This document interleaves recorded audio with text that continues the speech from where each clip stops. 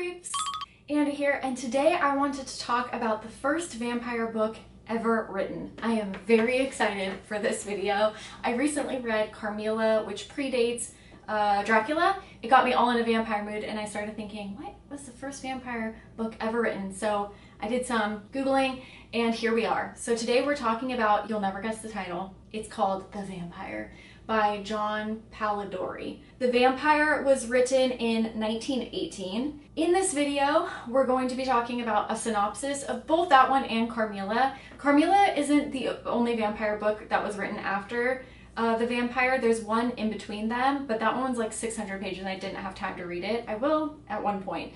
But today I'm just going to be talking about Carmilla and this first vampire book ever written. So I'll give you a synopsis of both works. I want to talk about how the book The Vampyre is related to Frankenstein because it's pretty interesting. I also want to discuss some common themes that are still in vampire books to this day and some that have died off since these books died off. They're vampires and more. Yeah, I'm really excited. I got my Nosferatu shirt on, so she is ready to go. First, let me give you a little context of the book. So you know how Frankenstein was written when Mary Shelley and a few people were hanging out for the weekend. They were like, I don't know, snowed in or something. It was really cold. So they decided to have a little writing competition, and Frankenstein was a result of that weekend writing competition. She came up with the idea of Frankenstein there.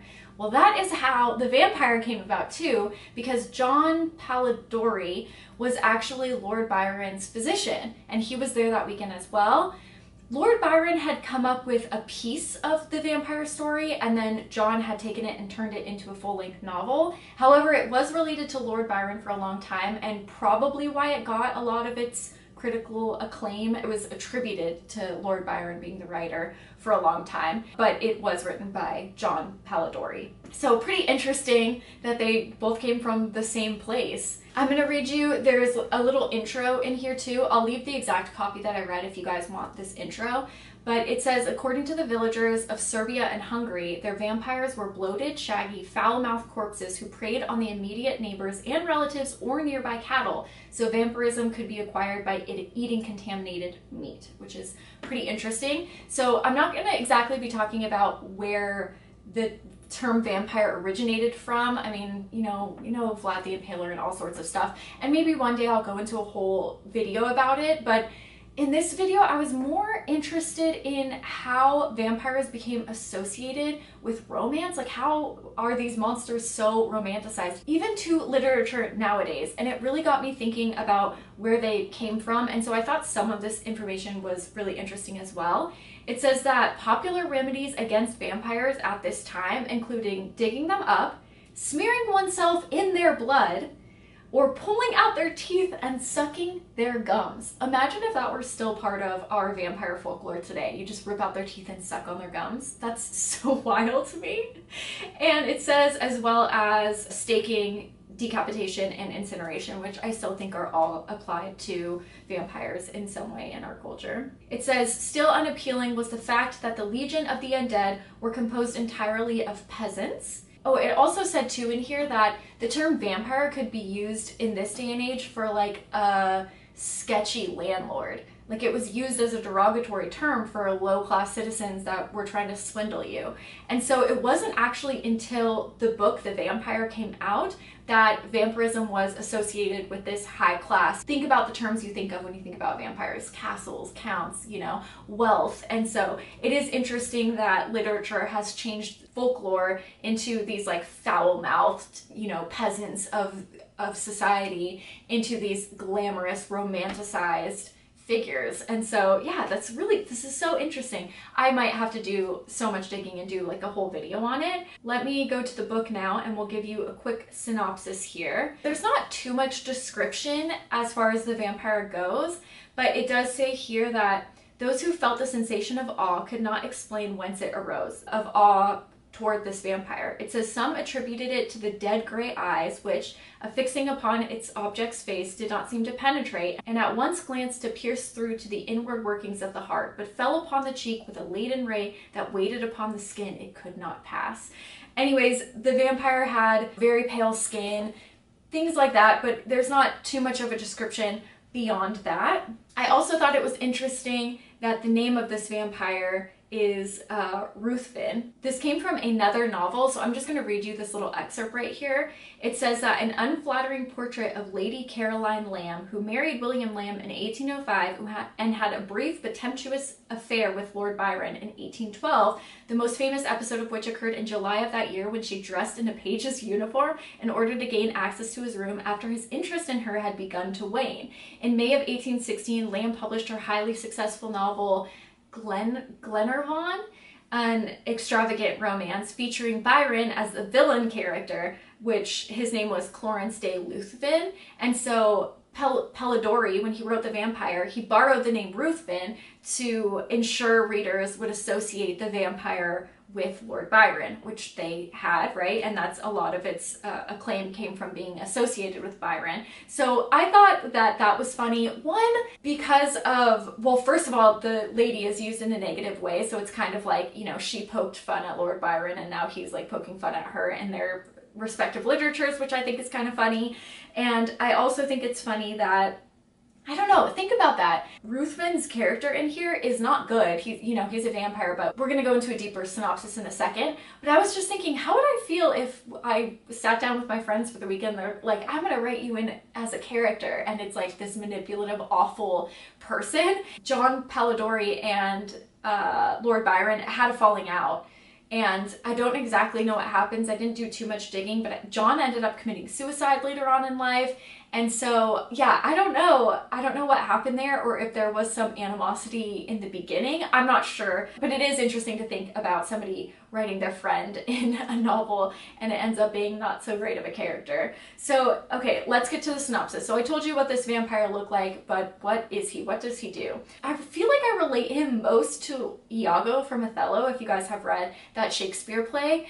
He just causes chaos to cause chaos. He ruins lives to ruin lives. Like, that's all he does in this whole story. And I feel like he has some relation to Frankenstein in that manner as well, which I guess we'll get to at the end of the story, but I don't want to forget. But just in his like ability to cause destruction to one person's life, essentially. So we have two characters. Two main characters in this book. You have Aubrey. He's a rich man. He's very young. He decides to go on a tour of Europe. Ruthven is like, oh, I'll join you. So they're like, cool, but they set out together. And Ruthven's very mysterious and Aubrey can't quite place him. And he starts watching him and realizing that he's kind of a terrible person. He seduces women all the time and lures them into romantic relationships when that wasn't a time where women could just sleep around. He asked him once, well, are you gonna marry that girl? And Ruthven just starts laughing. Yeah, not the nicest character, I can tell you that. He also gambles a lot. It's so messed up. He'll go and gamble with like affluent kids in society and take all their money and make them poor, or he'll gamble with fathers who have a lot of children to feed and take all their money, and then instead of taking the money he'll just continue to play until he loses. So he really is just trying to cause chaos. That's all he cares about, is just ruining people's lives. He also gives money to people, but not people who are in need of it, who need to use it for good things.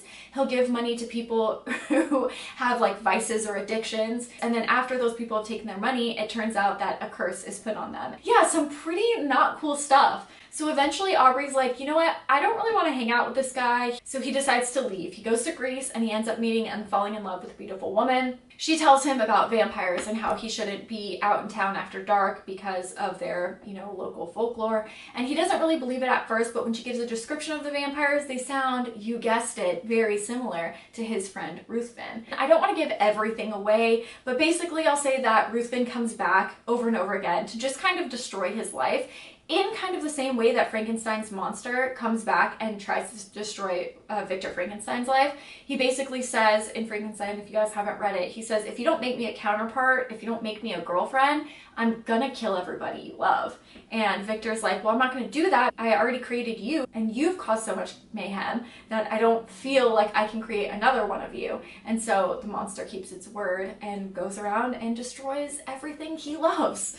And so in that way, I think that they are kind of similar characters. Interesting that they were created on the same weekend. So that's kind of the story of this first original Vampire. Like I said, there's more to it, but I don't want to give everything away in case you guys want to read it yourself. There There are some common themes that are related in this, like the pale skin. There's also some seduction that goes on with the vampire. He's talked about having like a tongue that can seduce anyone, and a curse that's put on people that take his money. You know, there's little things here and there. Aside from that, I think it's actually pretty different from our typical vampire stories, and interesting that this is the first vampire book ever written in that way. There's some good lines in here. He believes that Lord Ruthven had perished and then ends up finding him later. I won't go into too much detail, like I said, if you want to read it yourself, but this was my favorite quote. Aubrey is saying, okay, I gotta kill this guy because he's just, you know, something weird is going on here. And he says, but death, he remembered, had already been mocked.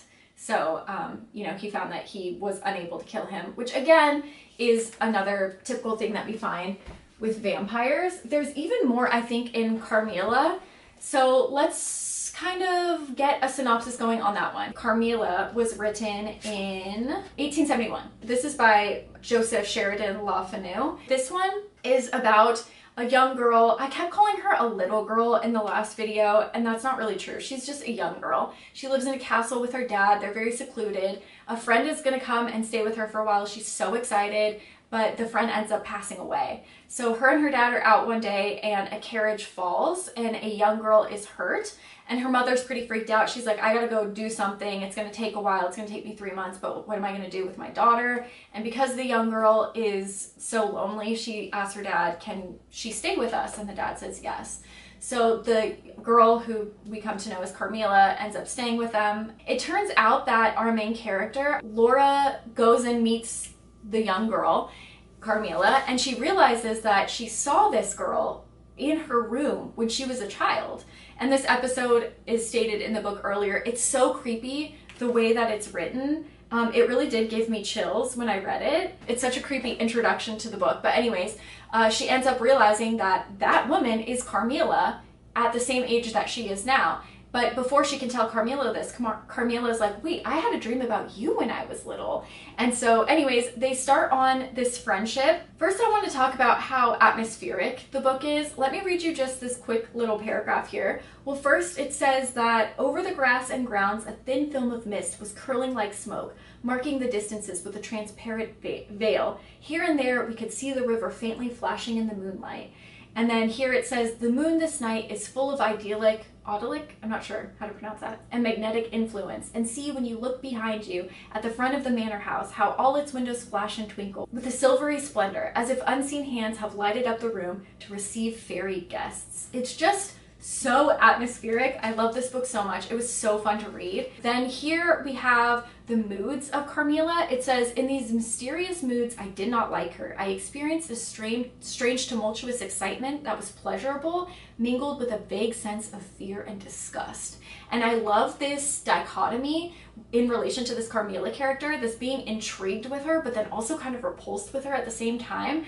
And I just thought that this was such a cool way to approach a vampire story. It's often called a lesbian vampire story, and there definitely is some stuff in here, like Carmilla kisses her a lot. There's definitely some sapphic stuff going on here, but as we learn in the back of the book, Carmilla's almost, I mean, she was just a girl before she turned into a vampire. So I don't know. I don't want to get too into it. Like I said, I don't want to give everything away. Oh, I love this quote here. It says, love will have its sacrifice. No sacrifices without blood. Yeah. But that night, dreams came through stone walls and lit up rooms and darkened light ones. Come on. These quotes are so good. But yeah, it talks about just how strange she is. There was a coldness, it seemed to me, beyond her years, and her smiling, melancholy, persistent refusal to avoid me the least ray of light in her about her past. This is my favorite line in the whole book. Laura's like, why won't you tell me anything about your past? And Carmilla's like, in due time, like, you'll figure it out soon. And Laura gets upset by this, and she says, if your dear heart is wounded, my wild heart bleeds with yours. Oh my God, such a good line. Sorry, it stopped recording, so it might look a little bit different. So there are some similarities in relation to how vampire stories are written nowadays. Carmilla must be invited inside, so she has to get permission to stay with them. The vampires must be decapitated in this book. They leave their graves at night. They are repulsed by religious items. and they are associated with demons as well. They lust for blood. And then as well as the book The Vampire, I forgot to mention too that people are slightly unnerved by him, but also can't help but be intrigued. So I think that dichotomy of vampires, of being intrigued by them, being intrigued by their mysteriousness, but then also slightly repulsed and unnerved by them, is something that has always been associated with vampires too. Whether that is their charm or their ability to kind of hypnotize the person is, you know, up to the particular book or movie, but I just think that's interesting. That's something that they both had in common. And also being marked with the stain of the fiend's appetite, right? Like the bite marks, which is in both of these as well. Superhuman strength. Ruthven also has superhuman strength as well. Actually, Carmilla does too, so that's something else that they have in common. They don't burn in sunlight, which is something that I think is, yeah, more of like a modern day association with vampires. I'm really interested to see where that came from. When she first comes to live with her friend, people in the village start slowly going crazy and passing away, and they're always young, beautiful women. And same with this book as well in The Vampire. So it was stated, forced every year by feeding upon the life of a lovely female to prolong his existence for the ensuing months. They're beautiful women that always get bitten by vampires. There's never like old men that are bit by vampires. But guys, seriously, if you are gonna read a vampire book, please read Carmilla. The ending is so creepy. Very atmospheric book, really fun read about vampires. But the two are very different. Now, both of these were written in the Romantic period of literature, which isn't necessarily about romance. It was a respect to nature and the primitive, and a celebration of the common man. Romanticism can be seen as a reaction to the huge thought changes in society. There are some interesting characteristics of Romanticism. This specific website names a few: celebration of nature, spirituality, isolation and melancholy, interest in the common man. But this one I thought was particularly interesting. It's the idealization of women, and it says, in works such as Poe's The Raven, women were always presented as idealized love interests, pure and beautiful, but usually without anything else to offer. Ironically, the most notable novels of this period were written by women. Most romantic literature is infused with the concept of women being these perfect, innocent beings to be adored, mourned, and respected, but never touched or relied upon. And so I feel like that's kind of interesting too when you think about vampire stories in general, because it's always this like beautiful woman that the vampire is interested in, and I think that probably does take root in the Romantic period. As far as the romanticizing the monster, I don't know, I'm gonna have to do some more digging in how that exactly began. These books are very interesting. They're very interesting to see where this came from. Really quick though, not the first place that vampires have showed up in literature. There were a few poems that predate both of these novels as well, which we can talk about in another video if that interests you. Otherwise, that's the first vampire book ever written. It's interesting to see some similarities and some differences in how they are now. Both very interesting to read and both very different from each other. There's some amazing lines in that Carmilla book. It's my favorite vampire book ever written, and one of my favorite books that I read this year. The Vampire was also really interesting to read, but I feel like wasn't as creepy and atmospheric as Carmilla was. So let me know if you guys want an in-depth analysis of maybe vampires in literature, and we can go from there. But otherwise, thank you so much for watching, and I will see you soon with another horror video. Bye guys!